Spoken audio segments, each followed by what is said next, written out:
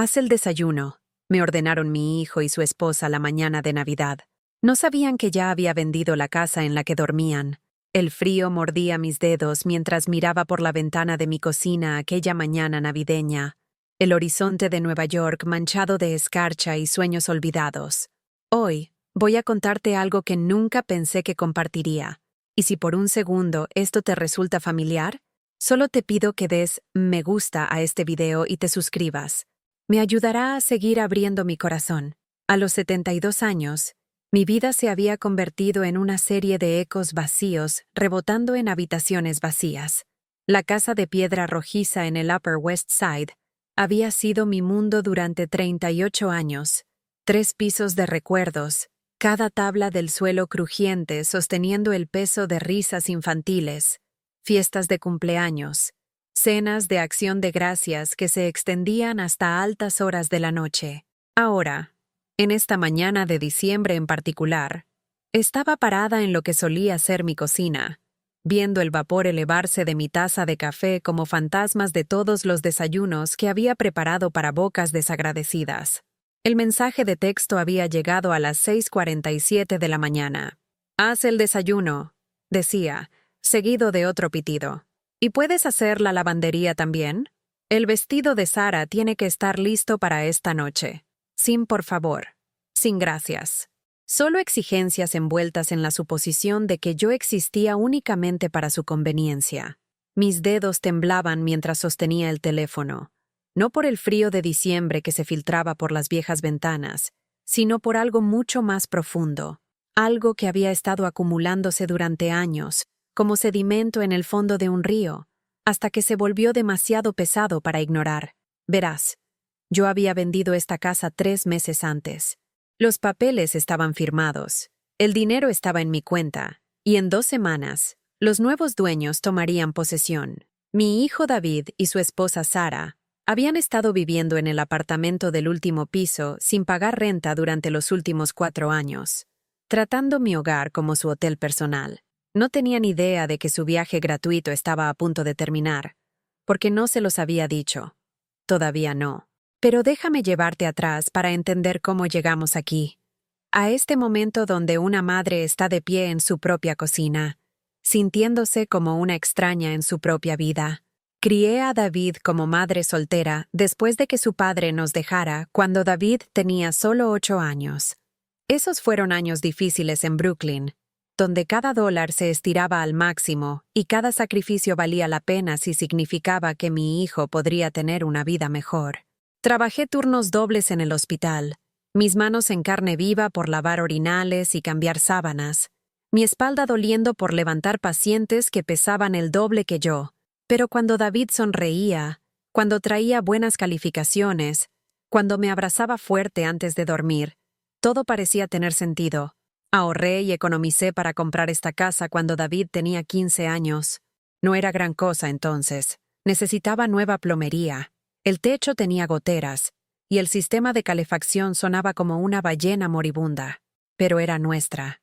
Recuerdo el día que nos mudamos, cómo David subía y bajaba las escaleras reclamando su habitación, su voz haciendo eco en los pasillos vacíos.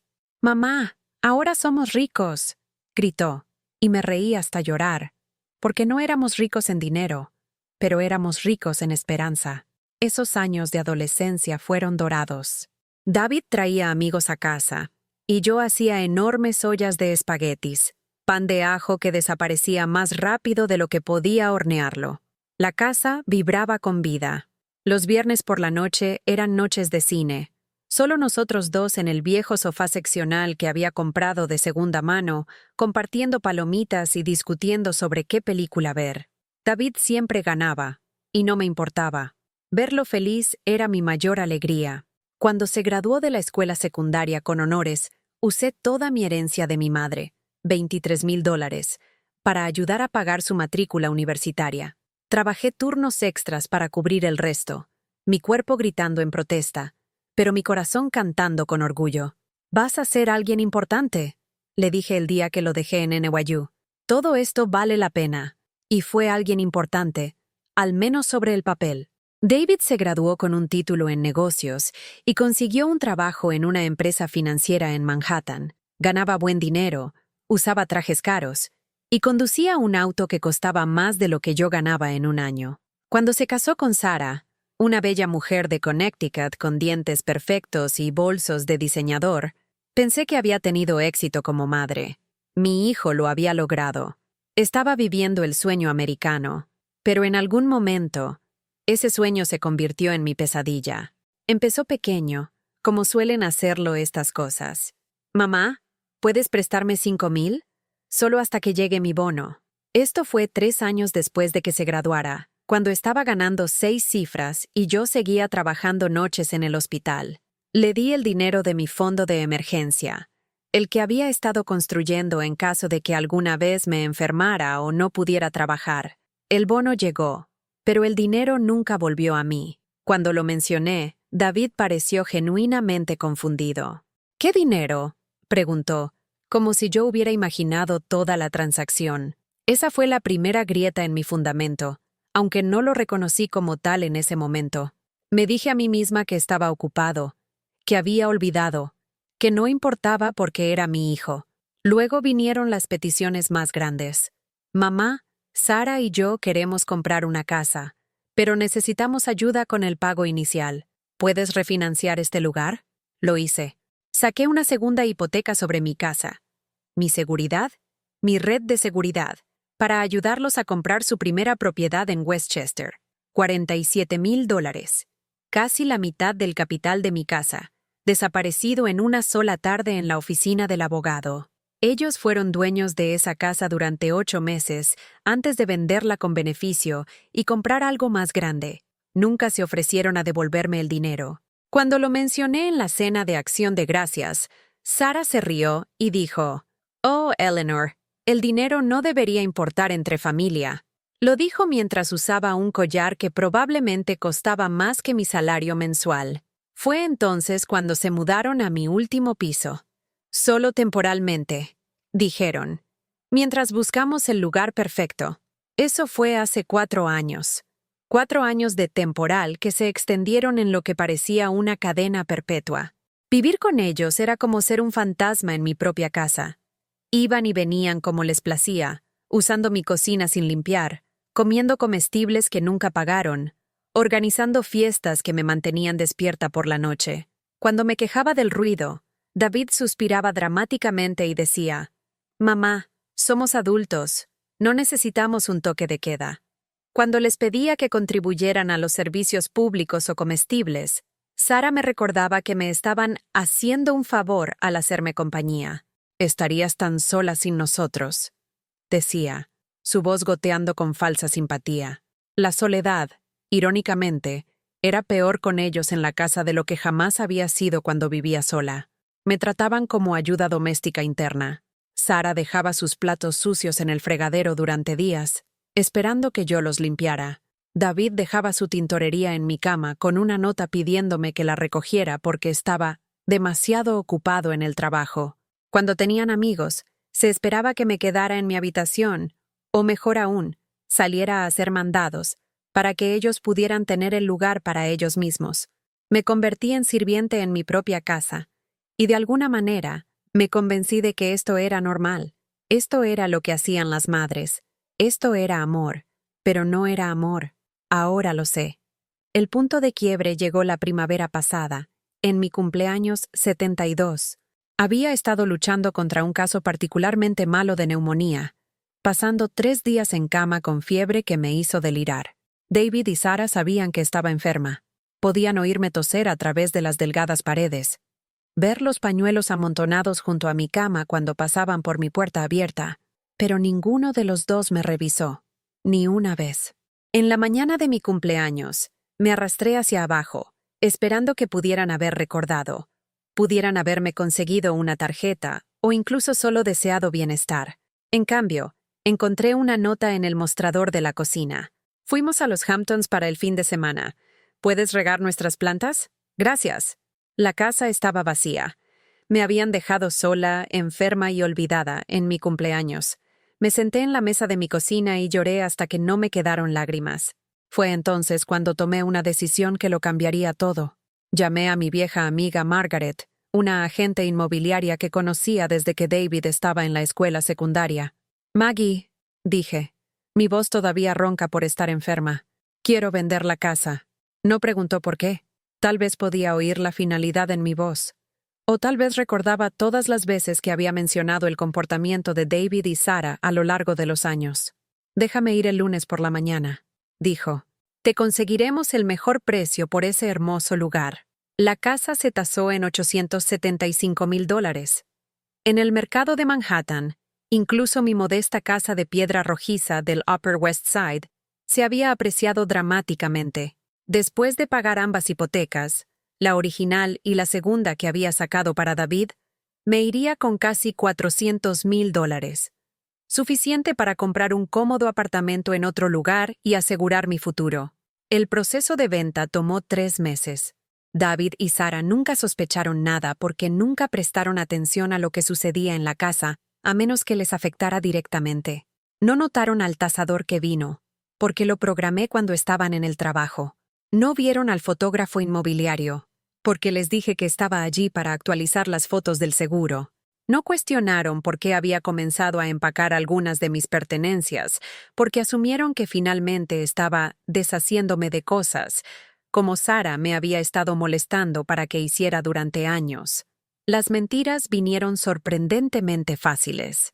Había pasado tantos años acomodando sus engaños, sus promesas olvidadas, su conveniente amnesia sobre el dinero que debían, su cruel casualidad disfrazada de preocupación, que unas cuantas mentiras propias se sintieron como justicia. Pero la verdadera sorpresa vino cuando estaba revisando los documentos de cierre con mi abogada, una mujer de ojos agudos llamada Patricia Williams, que se especializaba en derecho de ancianos. Me estaba ayudando a entender las implicaciones fiscales de la venta cuando notó algo preocupante en mis estados de cuenta bancarios. Eleanor, dijo, su voz cuidadosa y controlada. Estoy viendo algunos retiros inusuales de su cuenta de ahorros. Grandes cantidades, tomadas en intervalos extraños. ¿Reconoce estas transacciones? Me incliné hacia adelante para mirar los papeles que estaba señalando. Mi cuenta de ahorros, la que había construido a partir de años de trabajar turnos adicionales, la que se suponía que debía asegurarme que pudiera pagar atención médica y recetas en mi vejez, había sido sistemáticamente drenada. $27,000, retirados en trozos a lo largo de los últimos 2 años. Mis manos comenzaron a temblar. No entiendo. Nunca autoricé estos retiros. La expresión de Patricia se volvió sombría. Eleanor, alguien ha estado accediendo a su cuenta. ¿Tiene algún miembro de la familia que podría tener su información bancaria? Mi estómago cayó. David estaba en la cuenta como cofirmante, algo que había establecido años antes en caso de que alguna vez tuviera una emergencia médica y necesitara a alguien para manejar mis finanzas. Había confiado en él con ese acceso, nunca imaginando que lo usaría para robarme. La evidencia estaba ahí en blanco y negro. Retiros regulares, siempre justo por debajo de la cantidad que activaría una notificación bancaria. David había estado robándome sistemáticamente durante 2 años, tomando dinero que había ganado con mis propias manos, mi propio sudor, mi propio sacrificio. Esa noche, volví a casa y los confronté directamente. Puse los estados de cuenta bancarios en la mesa de la cocina y esperé a que bajaran para la cena. Una cena que había preparado, como siempre, sin que me lo pidieran. ¿Pueden explicar esto?, dije, señalando los registros de retiro. David apenas miró los papeles antes de encogerse de hombros. «Oh, eso. Sí. Sarah y yo pedimos prestado algo de dinero aquí y allá. Íbamos a devolverlo». ¿Prestado? Mi voz subió más alto. Tomaron $27,000 de mi cuenta de ahorros sin pedírmelo. Sarah puso los ojos en blanco. Eleanor, honestamente, estás siendo muy dramática. Somos familia. Lo tuyo es nuestro, ¿verdad? Además, no estabas usando ese dinero para nada importante. Ese dinero era para mi atención médica, para emergencias, para mi futuro. David suspiró, de la manera en que solía hacerlo cuando lo atrapaba mintiendo cuando era adolescente. Mamá, Te preocupas demasiado por el dinero. Te lo devolveremos cuando podamos. No es como si te fueras a ir a alguna parte. La cruel casualidad de esa declaración me golpeó como un golpe físico. No es como si te fueras a ir a alguna parte. Como si yo fuera un mueble, permanente y desechable al mismo tiempo. Pero no me derrumbé. Esta vez no. Miré a mi hijo, este hombre que había criado, por el que me había sacrificado, al que amaba incondicionalmente, y vi a un extraño bien vestido, articulado, que se sentía con derecho a robar a su madre anciana. Tienes razón, dije en voz baja. No voy a ir a ninguna parte. Pero ustedes sí. Ambos se rieron, pensando que estaba haciendo algún tipo de broma. ¿Qué quieres decir?, preguntó Sara, todavía sonriendo. Quiero decir que esta casa ha sido vendida. El cierre es el próximo martes. Tienen 2 semanas para encontrar otro lugar donde vivir. La risa murió inmediatamente. La cara de David se puso blanca, luego roja. ¿De qué estás hablando? No puedes vender esta casa. Vivimos aquí. Puedo vender mi casa cuando quiera. Es mi nombre en la escritura, mi firma en la hipoteca, mi capital del que han estado viviendo durante 4 años. Sara se levantó tan rápidamente que su silla cayó. No puedes hacernos esto. ¿Dónde se supone que vamos a ir? ¿Cómo se supone que encontremos un lugar en 2 semanas? No lo sé, dije, sorprendiéndome a mí misma con lo calmada que sonaba.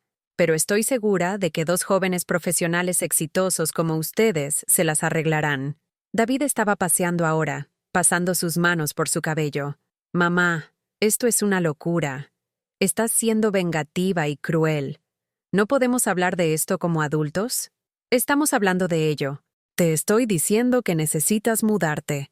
¿Pero por qué no nos dijiste que estabas vendiendo?, exigió Sara, su perfecta compostura finalmente quebrándose. ¿Cómo pudiste hacer algo tan importante sin consultarnos? De la misma manera que retiraron $27,000 de mi cuenta sin consultarme, respondí. De la misma manera que han estado viviendo en mi casa durante 4 años sin pagar renta, comiendo mi comida, usando mis servicios y tratándome como ayuda contratada. Las siguientes 2 semanas fueron un infierno.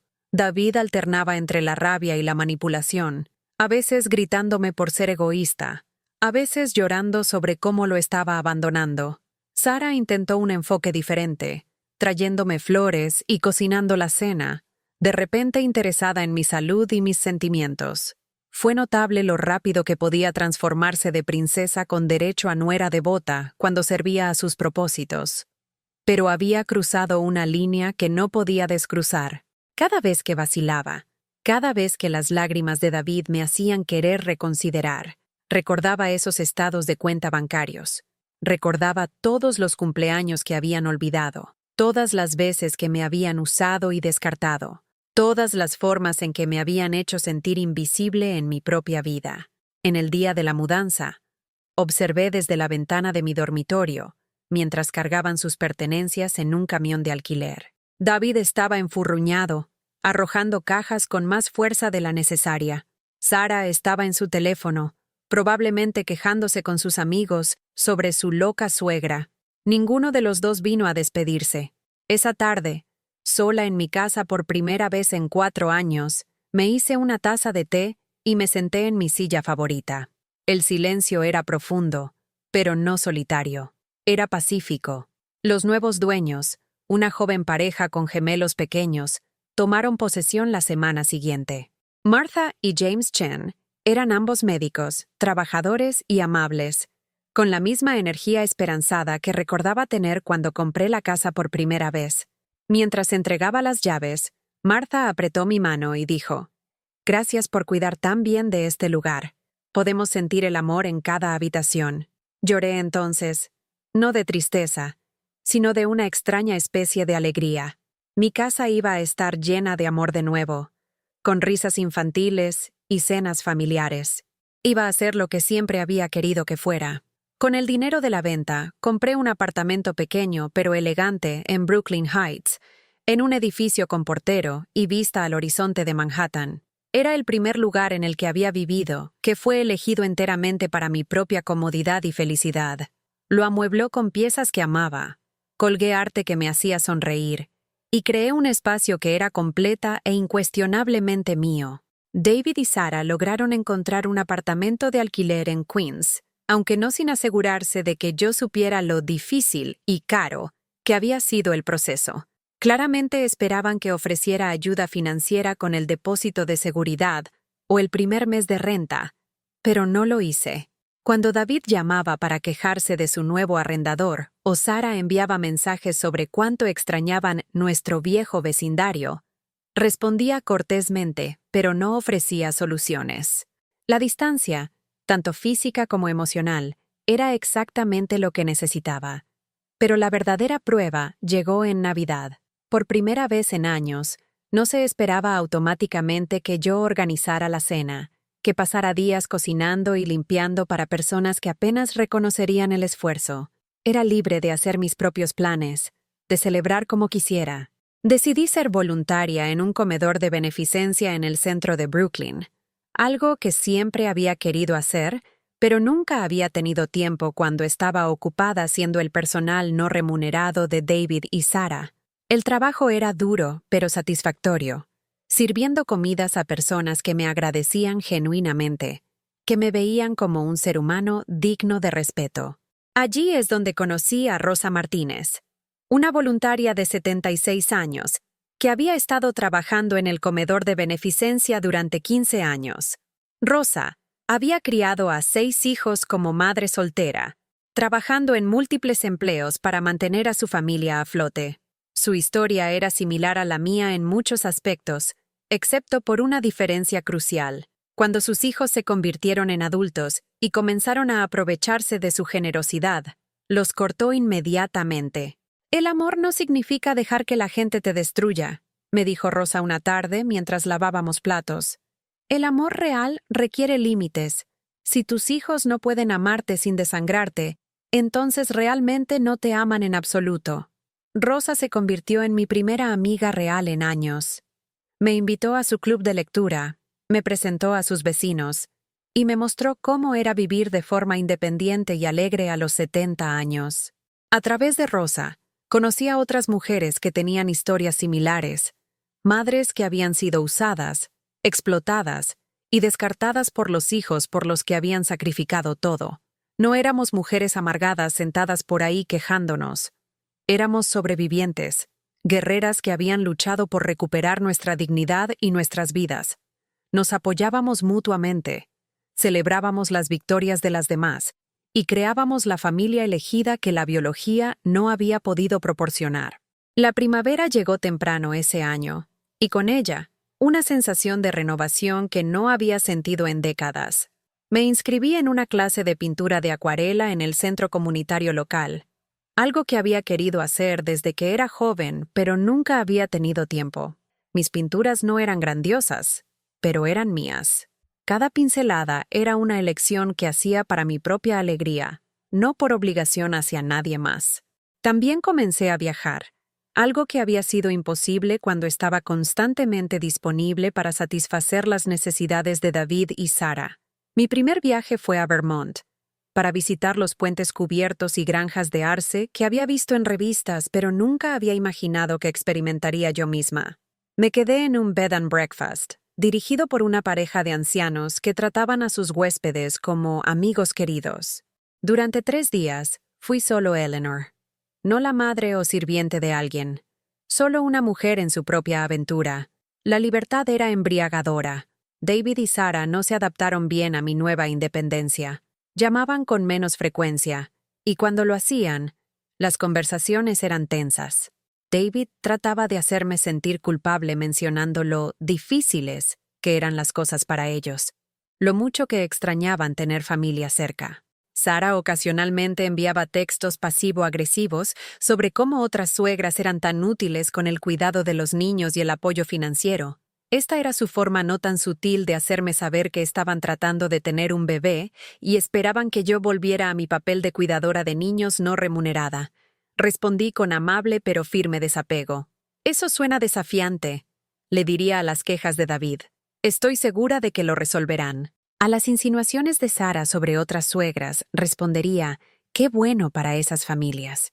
Mi terapeuta, sí, Finalmente comencé a ver a una terapeuta, algo que nunca había podido permitirme cuando estaba apoyando el estilo de vida de David y Sara. Me ayudó a entender que estas respuestas no eran crueles. Eran saludables. Ya no estaba absorbiendo sus problemas como propios.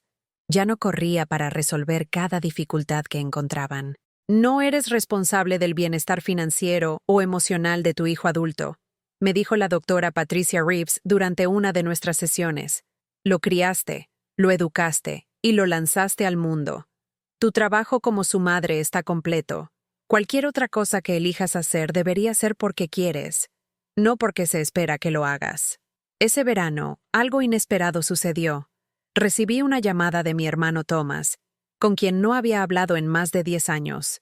Thomas vivía en California con su esposa y siempre había sido el exitoso en nuestra familia, el de la casa grande, el trabajo prestigioso, la vida perfecta que hacía que todos los demás se sintieran inadecuados. Eleanor, dijo, su voz temblando ligeramente, te debo una disculpa. Resultó que Thomas había escuchado sobre mi situación a través de nuestra prima Linda. David, aparentemente, había estado diciendo a la gente que yo había perdido la cabeza, que egoístamente los había echado a él y a Sara de su casa, y ahora estaba viviendo sola como una vieja amargada que se había vuelto contra la familia. Pero Thomas había tenido su propia experiencia con hijos adultos con derecho. Su hija Rebecca había estado drenando su fondo de jubilación durante años, usando manipulación emocional y amenazas de cortar el contacto con sus nietos para mantener el dinero fluyendo. Le había llevado casi perder su matrimonio para darse cuenta de que Rebecca estaba destruyendo su vida. Escuché lo que David ha estado diciendo sobre ti, dijo Thomas, y sé que no es cierto porque yo he estado ahí. Sé lo que es tener a tu propio hijo tratándote como un cajero automático con emociones adjuntas. Esa conversación con Thomas abrió una puerta que pensaba que estaba permanentemente cerrada.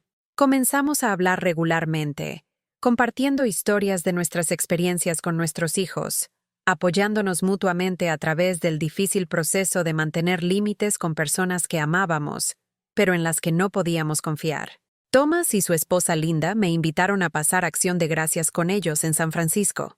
Fue mi primera gran festividad en años que no estuvo definida por cocinar para gente que no apreciaba el esfuerzo, limpiar después de gente que no ayudaba, y fingir disfrutar de la compañía de personas que me veían como útil en lugar de valiosa. En cambio, pasé el día con personas que genuinamente me querían allí. Linda preguntó sobre mis clases de pintura y mi trabajo voluntario. Thomas me mostró su vecindario, presentándome a sus amigos como su increíble hermana que está viviendo su mejor vida. Cocinamos juntos, reímos juntos, y compartimos recuerdos de nuestra infancia que casi había olvidado. Por primera vez en años, me sentí como yo misma de nuevo, no la madre o cuidadora de alguien o solución a un problema, sino Eleanor, una persona completa con intereses, sueños y valor que existía independientemente de lo que podía hacer por otros. Esa cena de Acción de Gracias duró 4 horas, llena de conversación y conexión. Nadie revisó sus teléfonos, nadie hizo demandas, nadie me trató como si fuera invisible. Cuando terminó, Thomas me abrazó y dijo, «Estoy muy orgulloso de ti, Elle.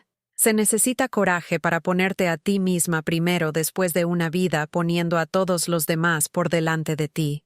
El invierno llegó de nuevo, y con él, el aniversario de esa terrible mañana de Navidad cuando David y Sara me habían ordenado que les hiciera el desayuno. Estaba en mi propia cocina ahora, preparando el desayuno para mí, cuando mi teléfono vibró con un mensaje de texto. Era de Sara. «Eleanor, tenemos algo importante que decirte. ¿Podemos ir esta noche?» Miré el mensaje durante mucho tiempo, considerando mis opciones. Parte de mí tenía curiosidad sobre lo que querían compartir. Parte de mí se preguntaba si finalmente habían aprendido a tratarme con respeto, pero sobre todo me sentía cautelosa. Había trabajado demasiado duro para construir mi nueva vida para dejar que la desestabilizaran con drama o manipulación. Respondí, «Son bienvenidos a visitar. Pero por favor, llamen primero para asegurarse de que estoy disponible». El hecho de que les requiriera que llamaran con antelación que ya no estaba automáticamente disponible cada vez que necesitaban algo, fue aparentemente impactante para ellos. Sara llamó inmediatamente. «Eleanor, soy yo. ¿Podríamos ir alrededor de las 7 esta noche? Tenemos algunas noticias que compartir». «¿Qué tipo de noticias?», pregunté. «Preferíamos decírtelo en persona», dijo, su voz artificialmente dulce de esa manera que había aprendido a desconfiar. «Lo siento, pero si quieren reunirse, necesitarán darme alguna idea de qué se trata. Tengo planes esta noche, y necesitaría saber si esto vale la pena cambiarlos». Hubo silencio al otro lado. Sara claramente no estaba acostumbrada a que yo tuviera planes que tenían prioridad sobre su conveniencia. «Vamos a tener un bebé», dijo finalmente. «Queríamos decírtelo en persona y hablar sobre lo emocionados que estamos de que seas abuela». Mi corazón efectivamente saltó un latido ante la noticia. A pesar de todo, la idea de un nieto trajo alegría genuina. Pero también reconocí la manipulación en su fraseo. Lo emocionados que estamos de que seas abuela era código para «esperamos que vuelvas a tu antiguo papel de cuidadora de niños no remunerada». «Es una noticia maravillosa», dije cuidadosamente. «Felicitaciones. Pero ya tengo planes esta noche que no puedo cambiar. Quizás podríamos encontrarnos para almorzar este fin de semana». «Pero Eleanor», la voz de Sara adoptó ese tono quejumbroso que recordaba tan bien. «Estas son noticias familiares importantes. Seguramente tus planes pueden esperar». «Mis planes también son importantes», respondí. «Si este fin de semana no funciona para ustedes, podemos encontrar otro momento». La verdad era que mis planes no implicaban nada más emocionante que cenar con Rosa y ver una película. Pero eran mis planes, elegidos por mí, para mi propio disfrute. Eso los hacía importantes, independientemente de cómo se compararan con el anuncio de David y Sara. Eventualmente, acordamos encontrarnos para brunch ese domingo en un restaurante cerca de mi apartamento. Elegí el lugar, en algún lugar público, con buena comida y asientos limitados que los desanimaría de quedarse demasiado tiempo o hacer una escena si la conversación iba mal. Llegaron 15 minutos tarde, lo cual era típico. Sara ya se notaba ligeramente, su mano descansando protectoramente sobre su pequeña barriga. David parecía cansado y estresado, probablemente preocupado por las implicaciones financieras de tener un hijo, cuando todavía estaban pagando renta por primera vez en años. «Eleanor, te ves diferente», dijo Sara cuando se sentaron. No era necesariamente un cumplido, más bien como si estuviera tratando de descubrir qué había cambiado en mí. «Me siento diferente», respondí honestamente. «Más como yo misma». Ordenamos comida e hicimos charla trivial por un tiempo. David me contó sobre su trabajo, que aparentemente era más exigente, pero también más lucrativo que antes. Sara habló sobre sus síntomas de embarazo y su entusiasmo por decorar una guardería. Parecían estar esperando algo, y eventualmente me di cuenta de que estaban esperando a que preguntara cómo podía ayudar. En los viejos tiempos, habría comenzado inmediatamente a planificar cómo podía apoyarlos durante el embarazo, y más allá. Me habría ofrecido a ayudar con las facturas médicas, a comprar muebles para bebés, a proporcionar cuidado infantil una vez que el bebé llegara. Habría hecho su problema mi problema, su alegría mi responsabilidad. En cambio, escuché cortésmente y ofrecí felicitaciones apropiadas sin ofrecerme voluntariamente para servir. Finalmente, David no pudo soportarlo más. «Mamá, ¿no vas a preguntar sobre cómo estamos manejando? ¿Sobre qué necesitamos ayuda? ¿Me están pidiendo ayuda?», respondí. «Bueno, sí, obviamente. Vamos a necesitar apoyo, especialmente en los primeros meses. Sara necesitará ayuda con el bebé, y yo estaré trabajando largas horas para mantener a nuestra familia. ¿Qué tipo de apoyo están buscando?».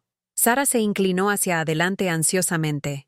«Bueno, estábamos pensando que podrías venir unos días a la semana para ayudar con el bebé, y tal vez contribuir a algunos de los gastos. Las cunas son tan caras, y ni siquiera me hagas comenzar con el costo de la fórmula y los pañales». Ahí estaba, la suposición de que existía para resolver sus problemas, para satisfacer sus necesidades, para sacrificar mi comodidad por su conveniencia. No habían cambiado en absoluto.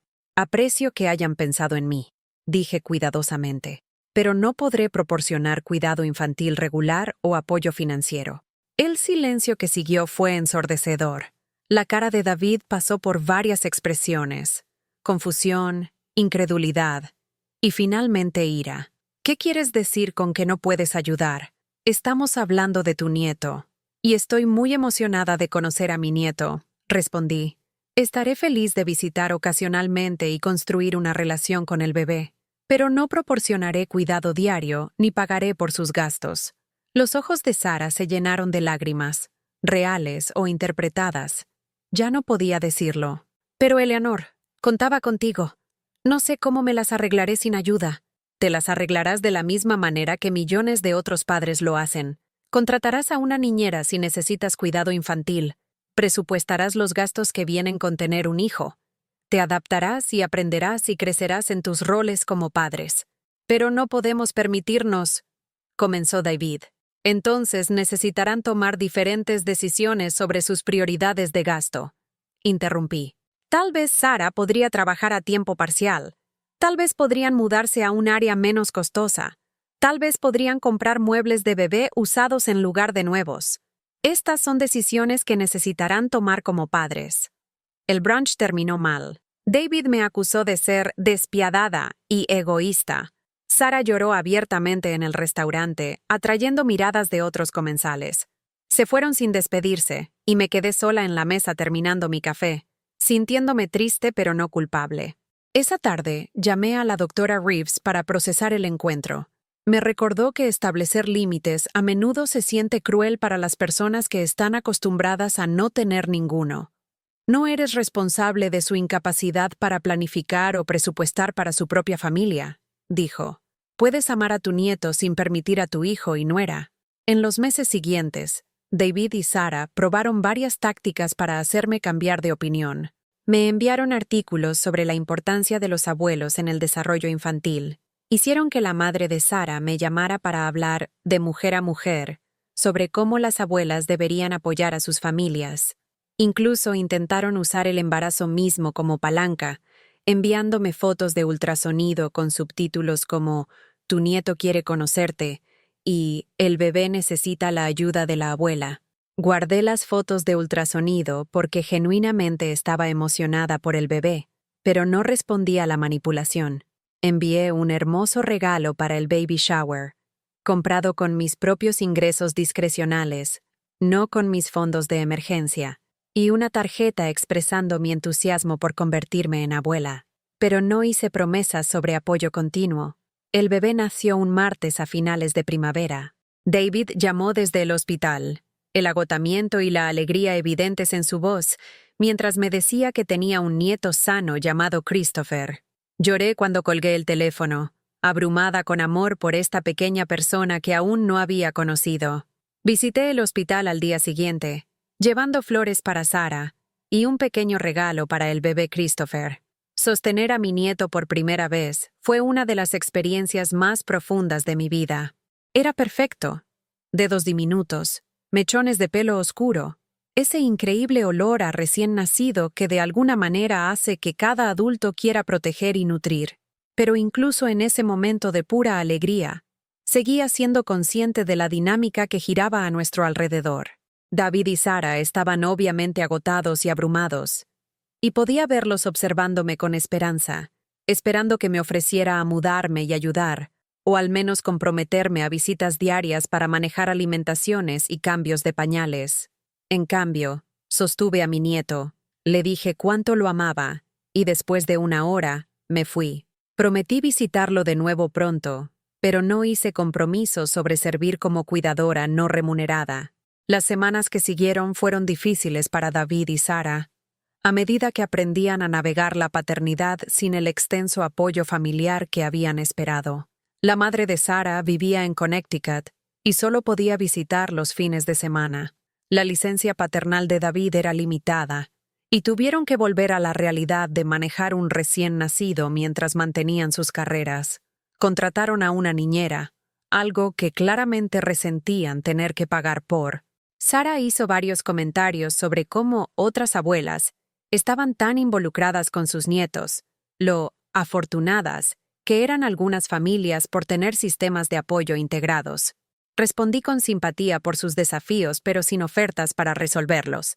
Visité a Christopher regularmente, generalmente una vez por semana durante 1 o 2 horas. Le llevé libros y juguetes apropiados para su edad. Lo sostuve y hablé con él y me maravillé con su desarrollo. Realmente amaba ser su abuela, pero lo amaba en mis propios términos, no como una obligación o expectativa. Cuando Christopher tenía unos 6 meses, algo cambió. David y Sarah parecían haberse asentado en sus roles como padres, encontrando un ritmo que funcionaba para su familia. Todavía estaban cansados y estresados, pero habían dejado de esperar que los rescatara de las realidades de la paternidad. Durante una visita, Sarah realmente me agradeció por un regalo que había llevado para Christopher. Un gesto simple, pero uno que se sintió significativo después de años de que mis contribuciones fueran tratadas como automáticas y no notables. Eleanor, dijo, sé que hemos tenido nuestras diferencias, pero quiero que sepas que aprecio que formes parte de la vida de Christopher. No era una disculpa por todas las formas en que me habían usado y descartado, pero era un reconocimiento de mi valor que no había escuchado en años. Esa Navidad, casi 2 años después de la mañana en que David y Sarah me habían ordenado que les hiciera el desayuno, organicé mi propia celebración. Invité a Thomas y Linda, quienes volaron desde California. Invité a Rosa y a otras 2 amigas de mi club de lectura. Invité a mis vecinos Martha y James Chen, quienes se habían convertido en queridos amigos desde que compraron mi antigua casa. Fue una reunión pequeña, elegante y pacífica. Cocinamos juntos, compartimos historias y celebramos la temporada con genuina gratitud por la presencia del otro. Nadie exigió que les sirviera o les entretuviera o sacrificara mi comodidad por su conveniencia. David, Sarah y Christopher vinieron para la tarde de Navidad, quedándose unas horas para intercambiar regalos y compartir la cena. Fue agradable, pero no abrumador. Una celebración que los incluía sin girar alrededor de ellos. Viendo a Christopher jugar con los simples bloques de madera que le había dado, viéndolo reír y alcanzarme cuando extendía mis brazos, me sentí completa de una manera que no había experimentado en años. Era su abuela porque elegí serlo, no porque se esperaba de mí. Lo amaba libremente, sin condición, pero también sin la carga de obligación que había caracterizado mi relación con sus padres. Mientras la noche avanzaba y mis invitados se preparaban para irse, Thomas me llevó aparte. «Lo hiciste, él», dijo, su voz llena de orgullo. «Recuperaste tu vida». Tenía razón. En algún lugar entre vender la casa y establecer límites, entre sesiones de terapia y nuevas amistades, entre lágrimas y risas, había reclamado mi yo. Ya no estaba definida por lo que podía hacer por otros, sino por quién elegía ser. La mujer que había estado de pie en su cocina esa mañana de Navidad, temblando de dolor y enojo por el demandante mensaje de texto de su hijo, se había ido. En su lugar estaba alguien más fuerte, más calmada, más segura de su valor. Todavía amaba a David, aunque nuestra relación había cambiado fundamentalmente. Lo amaba como el niño que había criado, mientras aceptaba que el adulto en que se había convertido era alguien que no siempre me gustaba o respetaba. Podía amarlo y aún protegerme de él. Podía desear cosas buenas para él sin sacrificarme para proporcionarlas. El dinero de vender la casa me había dado seguridad financiera, pero más importante, el acto de venderla me había dado libertad emocional. Había aprendido que podía tomar decisiones importantes para mi propio beneficio, incluso cuando otros las desaprobaban. Había descubierto que podía sobrevivir a su enojo y decepción, que su aprobación no era necesaria para mi felicidad. Mi apartamento en Brooklyn Heights se convirtió en un santuario, lleno de cosas que amaba y personas que me valoraban. Pinté acuarelas del horizonte de Manhattan visible desde mi ventana. Leí libros que me interesaban sin culpa por ser no productiva. Di largos paseos por el paseo marítimo, sintiéndome agradecida por el cuerpo que había trabajado tan duro durante tantos años y ahora estaba libre para moverse a su propio ritmo. Rosa y yo viajamos juntas, tomando un tour en autobús para personas mayores a Washington, D.C., para ver los cerezos en flor, pasando un fin de semana en la región de Finger Lakes, degustando vinos y riendo como colegialas. Nunca había imaginado que la amistad a los 70 podría ser tan rica, tan gratificante. También era voluntaria regularmente en el comedor de beneficencia, encontrando propósito y significado en un trabajo que era apreciado y valorado. Las personas a las que servía allí me veían claramente, me agradecían genuinamente y me recordaban que el servicio debe ser elegido, no obligado. En noches tranquilas, me sentaba junto a mi ventana con una copa de vino, viendo el sol ponerse sobre Manhattan, reflexionando sobre el viaje que me había llevado a este lugar, la mujer que había criado a David como madre soltera, que había sacrificado todo por su felicidad, que se había permitido ser usada y disminuida. Esa mujer había sido necesaria por un tiempo.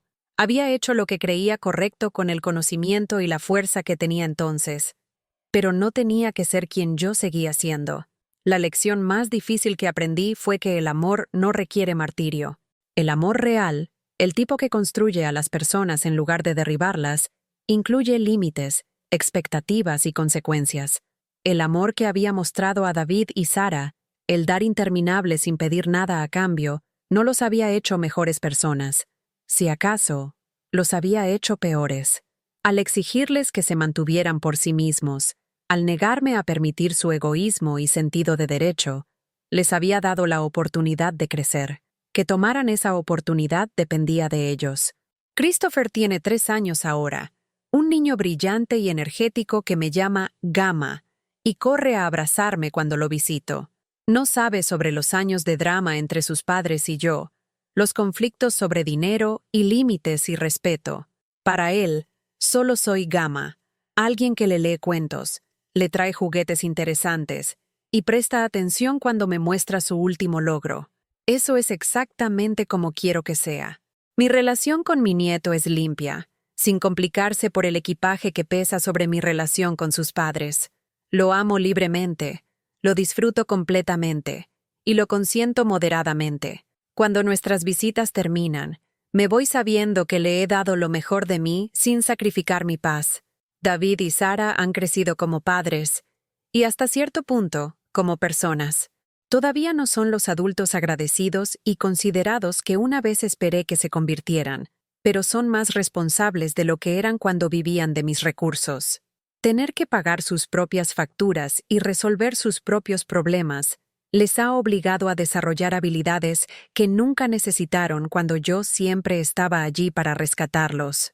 Nuestra relación es cordial ahora, construida sobre respeto mutuo en lugar de mi dar incondicional. Ya no esperan que deje todo cuando necesitan ayuda, y yo ya no me siento obligada a proporcionar soluciones para sus problemas.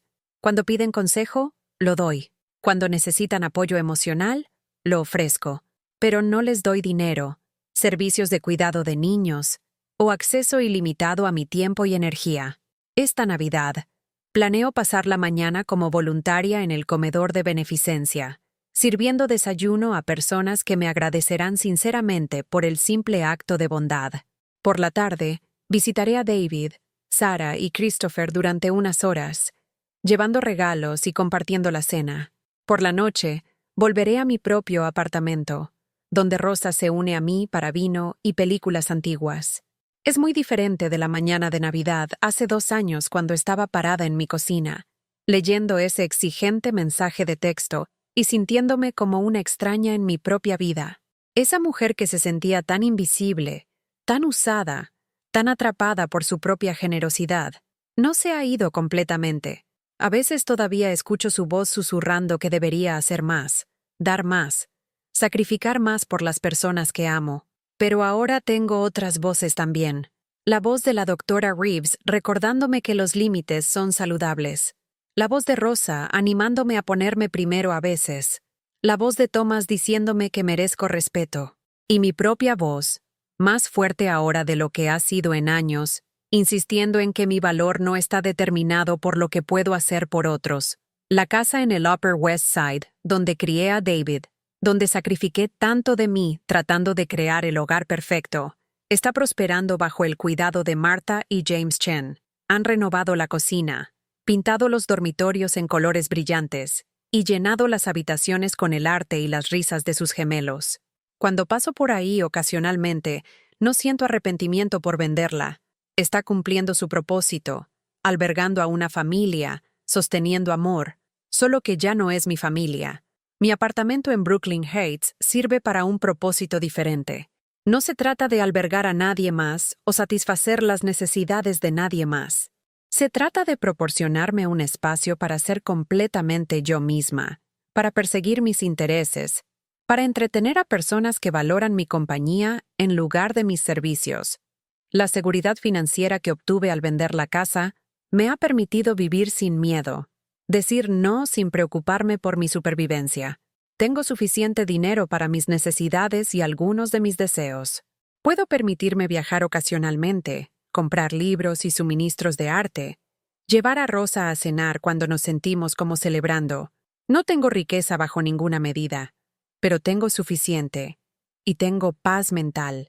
Esa paz mental vale más que cualquier cantidad de dinero que podría haber dado a David y Sara a lo largo de los años. Vale más que su aprobación temporal o su afecto condicional.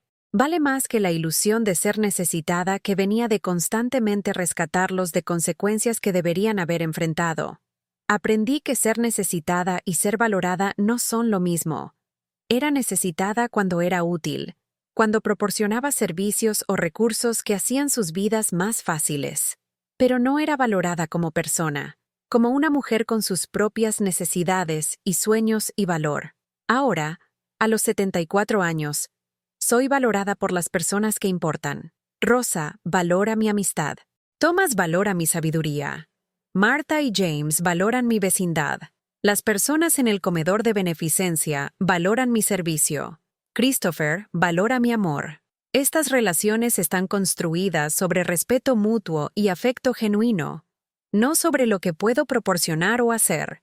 Y lo más importante, me valoro a mí misma. Me despierto por la mañana esperando con ansias mi día, no temiéndolo. Tomo decisiones basadas en lo que me trae alegría o paz o propósito, no en lo que otros esperan de mí. Uso ropa que me gusta, como comida que disfruto. Paso tiempo con personas que me hacen reír. A veces pienso en la mujer que era hace 5 años, 10 años, 20 años, siempre dando, siempre acomodando, siempre poniendo las necesidades de todos los demás por delante de las mías. No la lamento completamente. Hizo lo que pensaba que era correcto con las herramientas que tenía.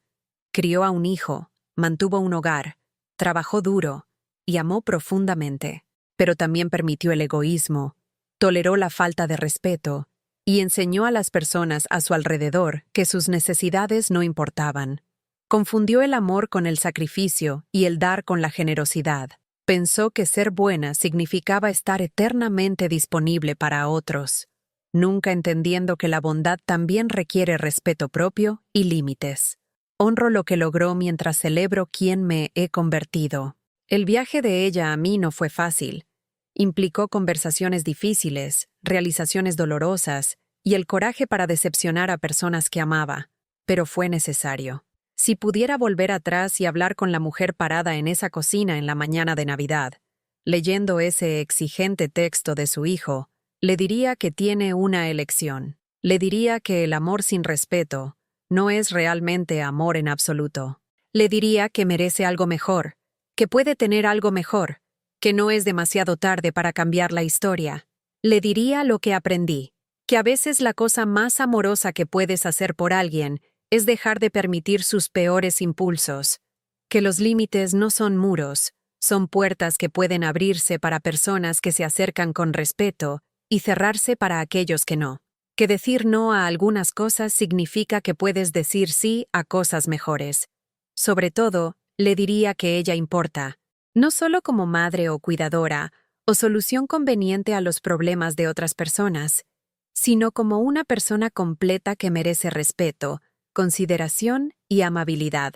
Mirando atrás ahora, me doy cuenta de que vender la casa nunca fue realmente sobre el dinero o incluso sobre castigar a David y Sara por su comportamiento.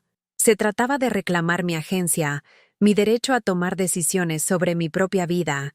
Se trataba de negarme a aceptar un rol que me disminuía y elegir en cambio escribir mi propia historia. Esa historia no ha terminado todavía. Tengo años por delante, con suerte muchos años, llenos de posibilidades que todavía estoy descubriendo. Podría viajar más, adoptar nuevos pasatiempos, profundizar amistades existentes o hacer nuevas. Podría ser voluntaria de diferentes maneras, explorar partes de la ciudad que nunca he visto o aprender habilidades que siempre he querido desarrollar. Lo que no haré es pasar esos años tratando de ganar amor a través del servicio o probar mi valía a través del sacrificio. No permitiré que nadie, familia u otros, se aproveche de mi bondad o explote mi generosidad. No pretenderé que mantener la paz es lo mismo que amar, o que evitar conflictos es más importante que mantener mi dignidad. La mujer que una vez estuvo parada en su cocina, temblando de dolor y enojo, ha aprendido a pararse de manera diferente ahora, más derecha, más calmada, más segura de su lugar en el mundo. Y esa mujer, esta mujer en la que me he convertido, sabe que merece todo el amor, respeto y amabilidad que ha pasado tantos años dando a otros. Pero hay más en esta historia que no he compartido todavía, más lecciones aprendidas, más desafíos enfrentados, y más momentos de gracia que vinieron de elegirme a mí misma sobre las expectativas de otros. Porque la verdad es que el viaje de reclamar tu vida después de décadas de regalarla no termina con una decisión dramática. Continúa, día a día, elección a elección, límite a límite. Uno de los desarrollos más inesperados vino 6 meses después de que Christopher cumplió 3 años. Estaba siendo voluntaria en el comedor de beneficencia en un sábado particularmente ocupado, cuando una joven se me acercó durante la limpieza. Se veía familiar, pero no pude ubicarla hasta que habló.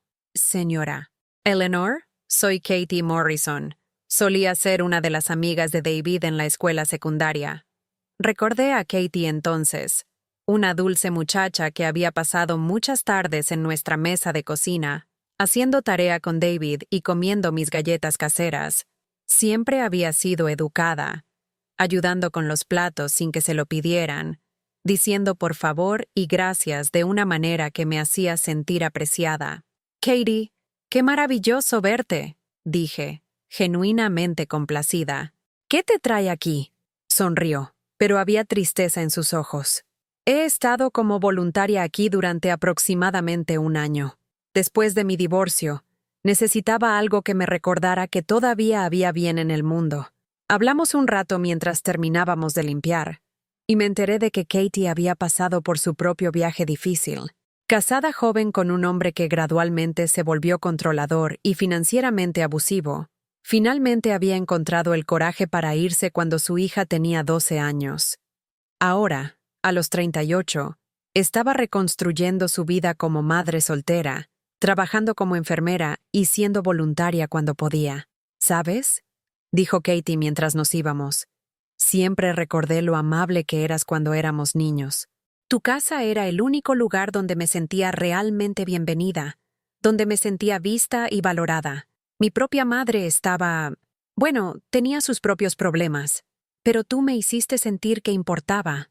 Sus palabras me conmovieron más de lo que podía expresar. Aquí había alguien cuya vida había tocado positivamente sin siquiera darme cuenta, alguien que recordaba mi amabilidad de décadas atrás. Me recordó que mi valor como persona nunca había dependido de la apreciación de David o falta de ella. Siempre había estado marcando la diferencia, incluso cuando no era reconocida. Katie y yo comenzamos a reunirnos regularmente para tomar café, y a través de ella, gané nueva perspectiva sobre mi relación con David. Ella lo recordaba como encantador pero egocéntrico. Alguien que daba por sentada la generosidad de otros, incluso como adolescente. Siempre me pregunté cómo lograbas mantenerte tan paciente con él, dijo durante una de nuestras conversaciones.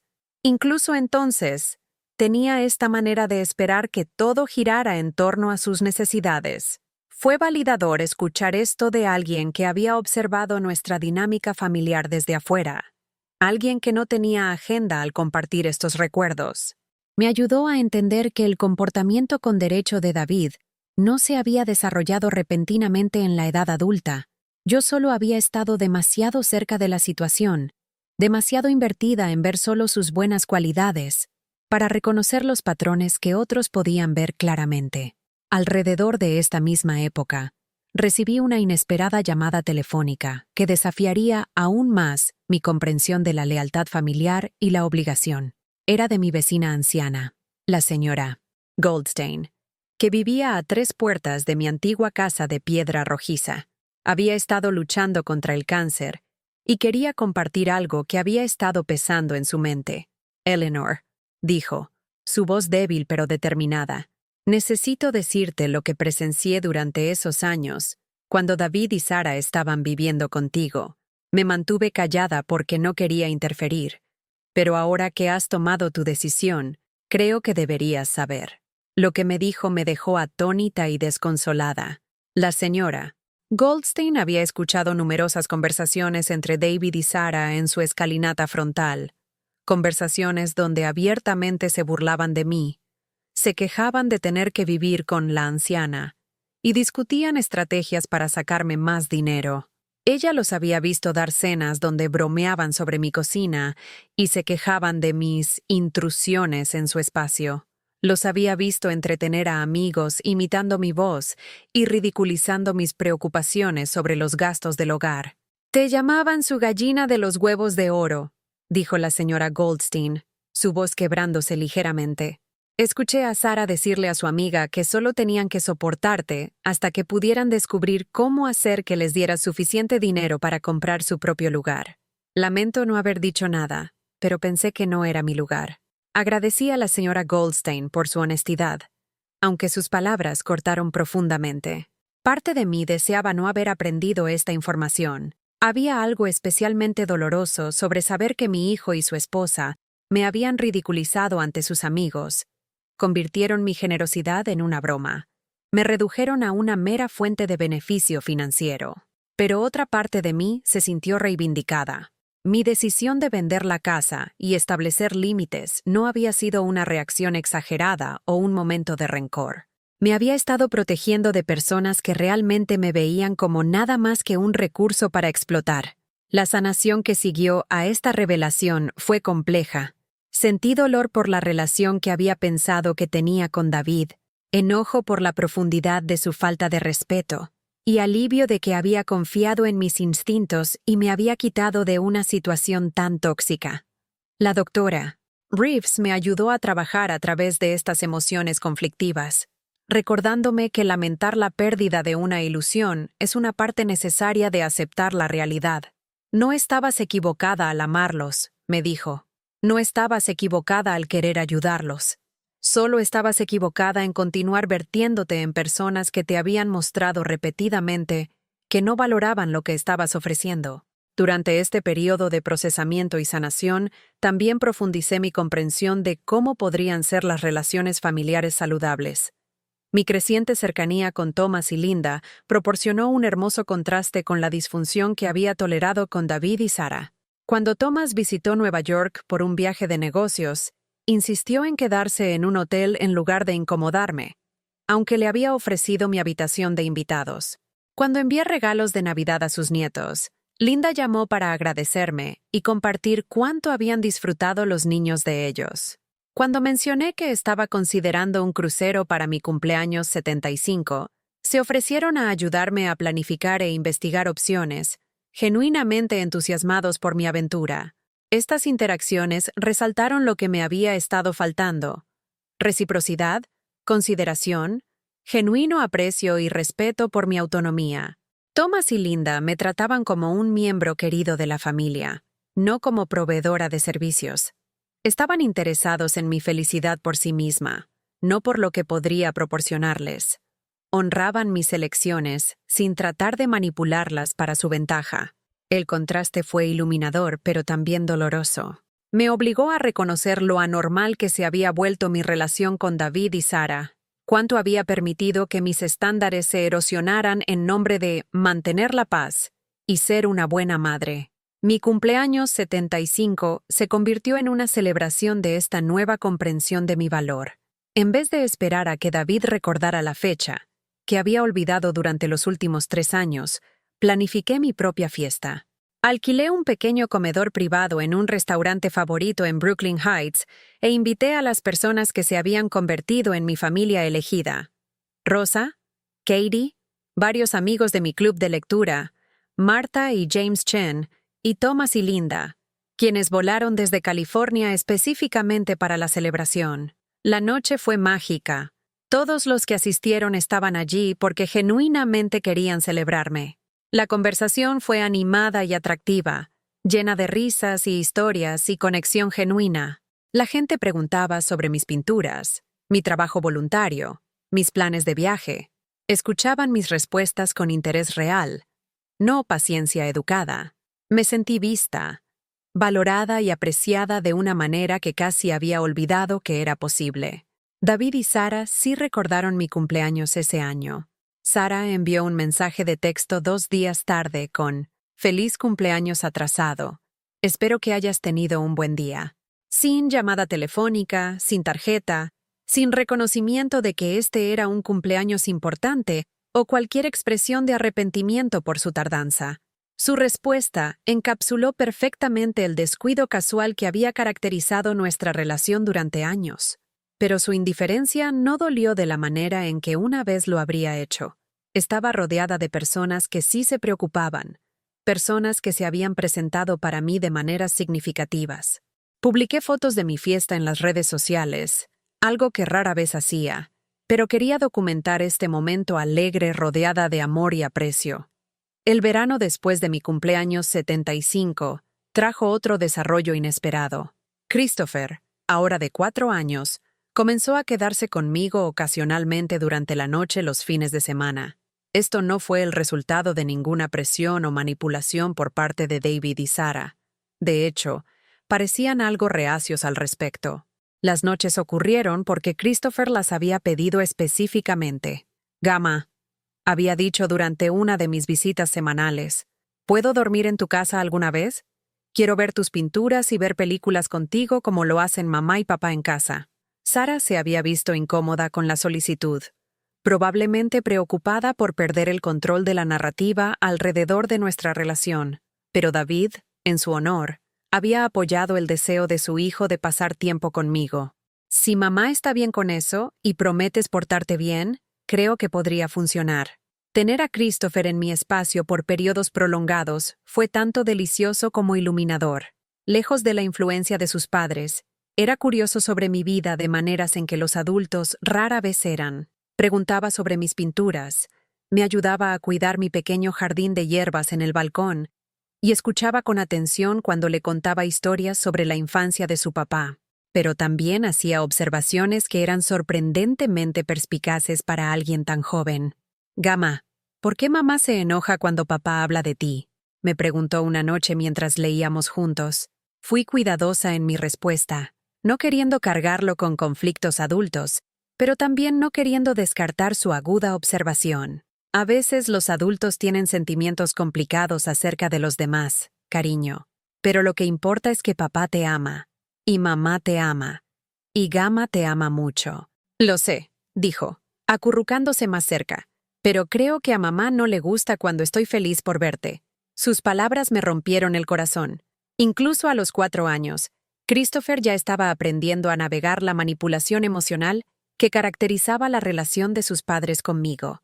Estaba desarrollando estrategias para ocultar su afecto por mí cuando entraba en conflicto con lo que sentía que su madre esperaba. Tomé una decisión esa noche para asegurar que la relación de Christopher conmigo permaneciera lo más limpia y sin complicaciones posible. Nunca hablaría negativamente de sus padres en su presencia.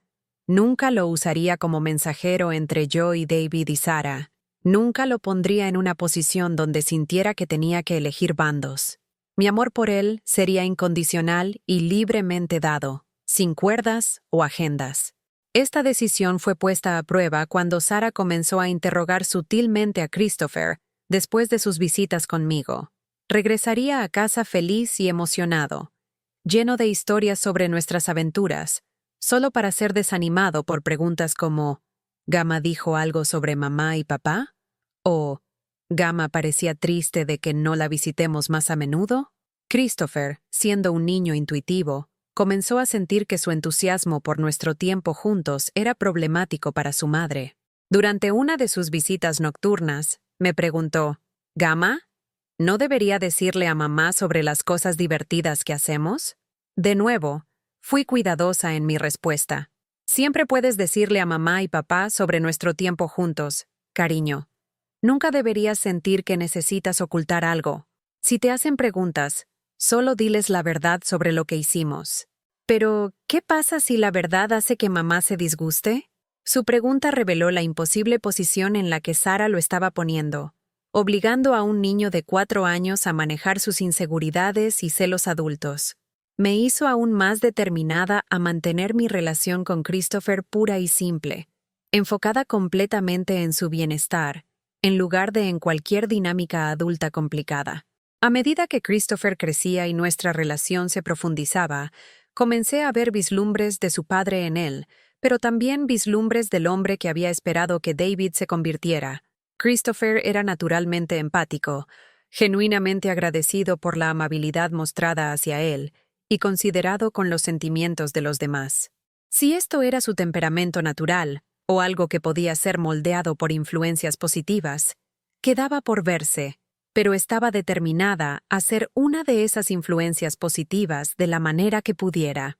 Los días festivos de ese 5.º año, después de vender la casa, trajeron una nueva tradición que encapsuló perfectamente la vida que había construido para mí.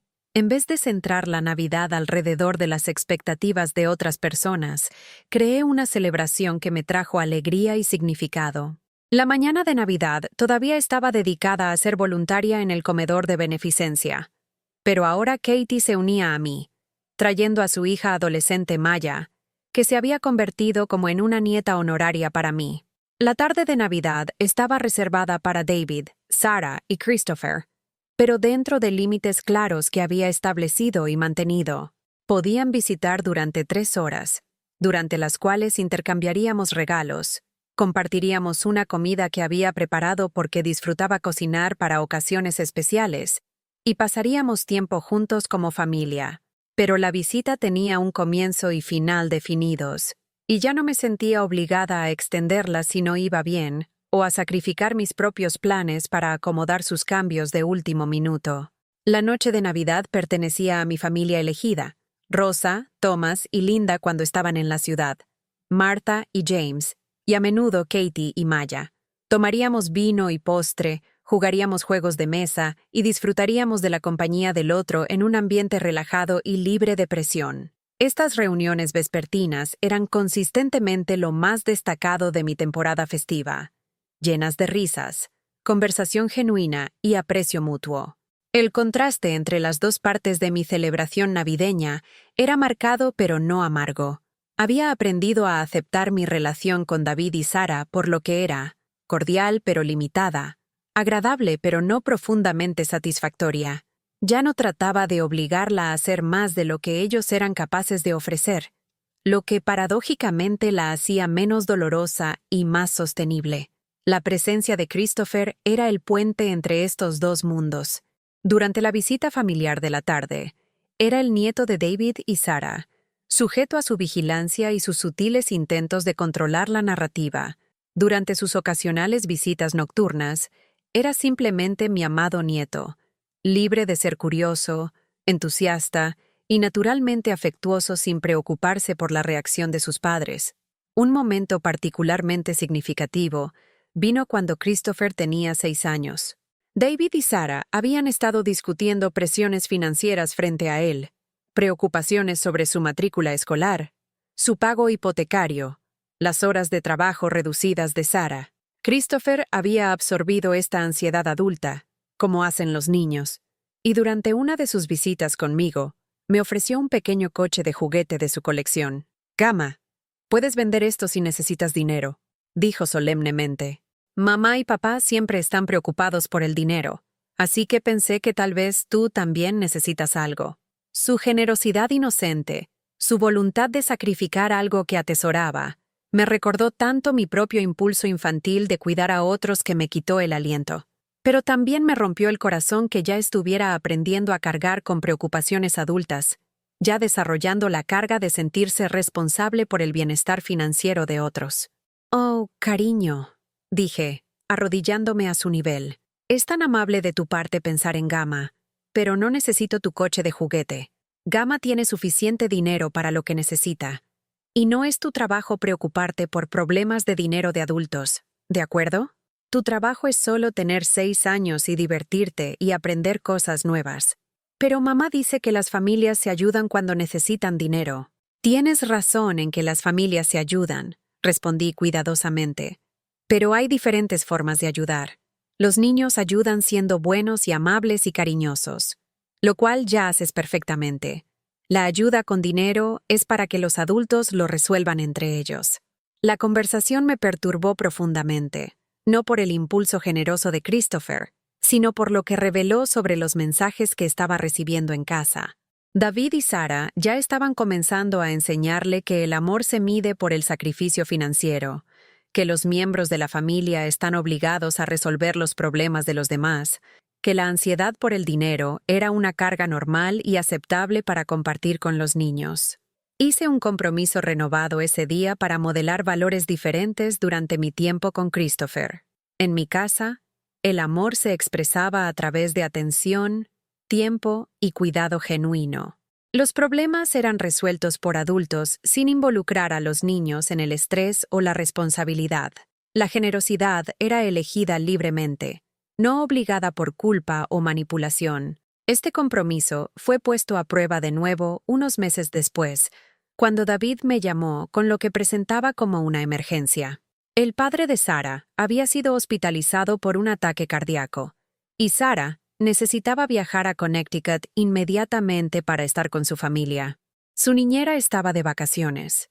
David no podía tomarse tiempo libre del trabajo para la semana completa que Sarah podría estar ausente, y necesitaban a alguien para cuidar de Christopher. Mamá, sé que generalmente te damos más aviso, pero realmente estamos en un apuro aquí. ¿Podrías posiblemente vigilar a Christopher durante la semana? Estaríamos muy agradecidos.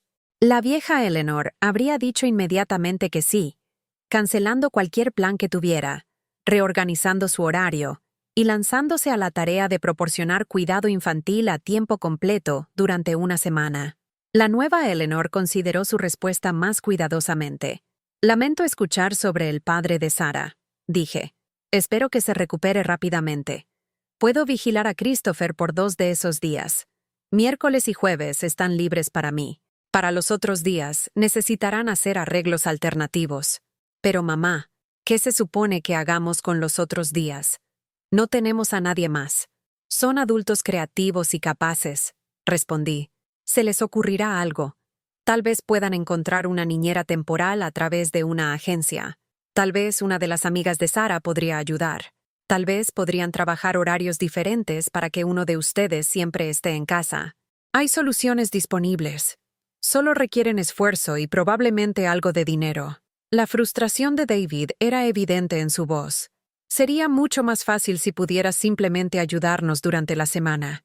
A Christopher le encanta pasar tiempo contigo. Y a mí me encanta pasar tiempo con Christopher. Es por eso que estoy feliz de ayudar por 2 días. Pero tengo otros compromisos y responsabilidades que no puedo simplemente dejar de lado porque no planearon para esta contingencia. La verdad era que mis otros compromisos incluían una reunión del club de lectura, una clase de pintura y planes de almuerzo con Rosa, ninguno de los cuales eran emergencias o técnicamente no podían ser reprogramados. Pero eran mis compromisos, elegidos por mí para mi disfrute y bienestar.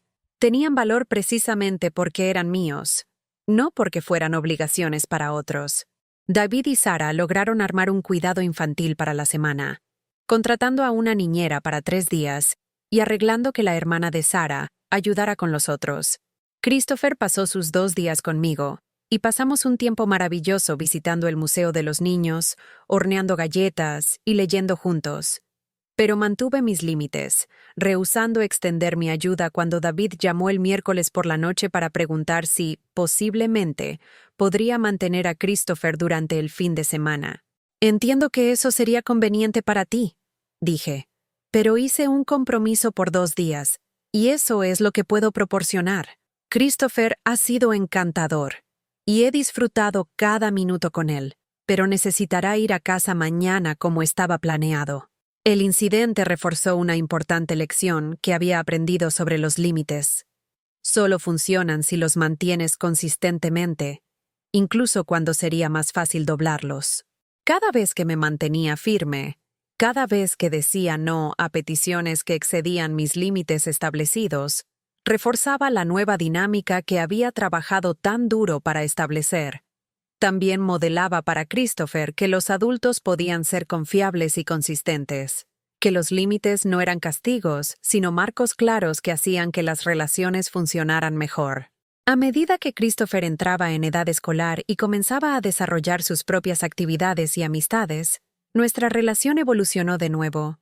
Estaba menos disponible para visitas nocturnas, más absorbido en el mundo social de la infancia, pero durante el tiempo que pasábamos juntos, nuestra conexión se profundizó. Me contaría sobre sus amigos, sus maestros, sus materias favoritas en la escuela. Yo compartiría historias de mi propia infancia, le enseñaría juegos de cartas que mi madre me había enseñado, y escucharía sus observaciones sobre el mundo con la seriedad que merecían. Una tarde, cuando Christopher tenía 7 años, hizo un comentario que reveló cuánto había internalizado de nuestro tiempo juntos. Estábamos en el parque infantil, y él estaba viendo a otro niño siendo regañado duramente por su madre por alguna transgresión menor. «Gama», dijo Christopher en voz baja, «esa mamá parece muy enojada por algo que no es muy importante». «¿Qué te hace pensar que no es muy importante?», pregunté. «Bueno, él solo dejó caer su caja de jugo, y ella le está gritando como si hubiera roto algo caro. Cuando derramo cosas en tu casa, tú solo me ayudas a limpiar y me recuerdas que sea más cuidadoso la próxima vez». Su observación reveló que estaba aprendiendo a distinguir entre respuestas proporcionales y desproporcionadas, entre guía y castigo, entre paciencia y enojo. Estaba desarrollando inteligencia emocional a través de experimentar respuestas consistentes y tranquilas a típicos errores infantiles. Diferentes familias manejan las cosas de diferentes maneras, dije cuidadosamente. Pero tienes razón en que algunos problemas son más grandes que otros, y es importante para los adultos hacer coincidir su reacción con el tamaño del problema. Me gusta visitarte porque no te molestas por pequeñas cosas, dijo. Me hace sentir seguro para intentar cosas nuevas, porque sé que no me gritarás si me equivoco. Sus palabras me llenaron de profunda gratitud. A pesar de todas las complicaciones con sus padres, a pesar de los años de disfunción y manipulación que había soportado, algo hermoso había surgido de los escombros. Había sido capaz de ofrecer a Christopher una relación que se sentía segura, aceptante y nutritiva. Le había dado el regalo del amor incondicional sin la carga de expectativas imposibles. Mientras escribo esto ahora, Christopher tiene 8 años, un niño brillante, divertido y considerado que ilumina mi mundo cada vez que lo veo. David y Sarah se han asentado en sus roles como padres, todavía ocasionalmente tratando de manipularme para que proporcione más ayuda de la que me siento cómoda dando, pero también pareciendo aceptar los límites que he establecido. Hemos encontrado una forma de coexistir que funciona para todos, incluso si no es la fantasía de perfecta armonía familiar que una vez desesperadamente deseé. Mi vida a los 76 está rica y llena en formas que nunca podría haber imaginado durante esos años oscuros de ser dada por sentada. Soy voluntaria regularmente en 3 organizaciones diferentes ahora: el Comedor de Beneficencia, un programa de alfabetización para adultos y un programa de visitas para residentes ancianos en instalaciones de vida asistida. Cada uno de estos compromisos me trae inmensa satisfacción porque representan elecciones que he hecho para contribuir positivamente a mi comunidad. He viajado a lugares que soñé con ver: Irlanda con Rosa, donde rastreamos la genealogía de su familia y bebimos Guinness en pequeños pubs; un crucero por el Mediterráneo con un grupo de mi club de lectura, donde pinté acuarelas de ruinas antiguas y paisajes marinos del atardecer; un viaje en tren por las montañas rocosas canadienses con Thomas y Linda, donde nos maravillamos con los dramáticos paisajes y nos reconectamos con recuerdos infantiles de vacaciones familiares.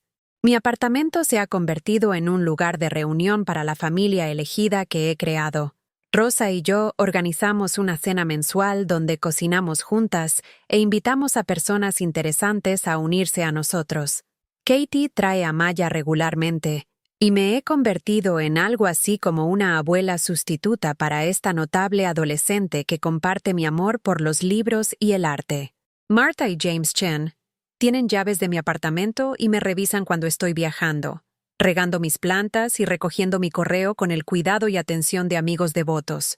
Pero quizás lo más importante, he aprendido a disfrutar mi propia compañía de maneras que nunca hice cuando estaba constantemente enfocada en servir a otros. Puedo pasar un domingo entero pintando junto a mi ventana, viendo la luz cambiar sobre Manhattan, sin sentirme culpable por ser improductiva. Puedo leer durante horas sin interrupción, hacerme comidas elaboradas que nadie más disfrutaría, tomar largos baños con sales de baño caras e ir a la cama cuando siento ganas. La seguridad financiera de vender la casa continúa proporcionando paz mental. He podido actualizar mi guardarropa, reemplazar muebles que estaban desgastados y darme el lujo ocasionalmente en experiencias que me traen alegría. También he podido ser genuinamente generosa con las personas que me importan, comprando hermosos regalos para Christopher, invitando a Rosa a días de spa por su cumpleaños, contribuyendo significativamente a las organizaciones donde soy voluntaria. Esta generosidad se siente diferente de la donación compulsiva que caracterizó mi relación con David y Sara. Es elegida, no obligada. Es apreciada, no dada por sentada. Mejora mis relaciones en lugar de disminuirlas, y viene de la abundancia en lugar de la escasez. Mirando hacia los años que me quedan, me siento emocionada en lugar de ansiosa. Tengo planes y sueños que son completamente míos. Quiero tomar un taller de pintura en la Toscana, aprender a tocar el piano, tal vez escribir una memoria sobre este viaje de reclamar mi vida. Tengo personas que se preocupan por mí, actividades que me involucran, y un sentido de propósito que viene de elegir cómo gastar mi tiempo y energía. La relación con David y Sara continuará evolucionando. Esperemos que en direcciones positivas a medida que maduren y Christopher crezca.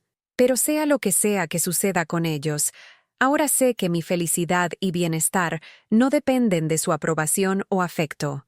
Puedo amarlos y desearles lo mejor mientras me protejo de su capacidad para causarme daño. Esta es la lección final que quiero compartir con cualquiera que reconozca su propia historia en la mía. Nunca es demasiado tarde para reclamar tu vida. No importa cuántos años has pasado poniendo las necesidades de todos los demás primero. No importa cuán arraigados se han vuelto los patrones de dar y tomar, tienes el poder de cambiar la dinámica. Mereces ser tratado con respeto y consideración. Mereces tener tus propios sueños y límites y prioridades. Mereces experimentar la alegría de relaciones construidas sobre el cuidado mutuo en lugar del sacrificio unilateral. La mujer que estaba parada en su cocina esa mañana de Navidad, leyendo un texto exigente de su hijo y sintiéndose como una extraña en su propia vida, encontró el coraje para transformarlo todo. Si ella pudo hacerlo a los 72, cualquiera puede hacerlo a cualquier edad. Nunca es demasiado tarde para empezar a honrarte a ti mismo de la manera en que has honrado a otros. Nunca es demasiado tarde para descubrir quién eres cuando no estás ocupado siendo quien todos los demás necesitan que seas. Y nunca es demasiado tarde para aprender que el mayor regalo que puedes dar a las personas que amas es el ejemplo de una persona que se valora lo suficiente como para insistir en ser valorada por otros. ¿Alguna vez has vivido algo como esto? ¿Alguna vez te has encontrado dando y dando hasta que no te quedaba nada, solo para darte cuenta de que las personas a las que estabas dando veían tu generosidad como obligación en lugar de regalo? Me encantaría escuchar tu historia en los comentarios a continuación. Muchos de nosotros hemos caminado por caminos similares, aprendiendo por las malas que el amor requiere límites y que la bondad debe incluir bondad para nosotros mismos. Si esta historia tocó tu corazón, por favor da me gusta a este video y suscríbete a mi canal. Cuando compartimos estas experiencias, nos ayudamos unos a otros a sanar. Nos recordamos unos a otros que no estamos solos en estas luchas y que nunca es demasiado tarde para reclamar nuestro valor y reescribir nuestras historias. Gracias por escuchar. Gracias por permitirme abrir mi corazón para ti hoy. Gracias por recordarme, a través de tu atención y cuidado, que mi historia importa, que mi viaje tiene valor, y que al compartir nuestra verdad, creamos la comunidad amorosa que todos merecemos.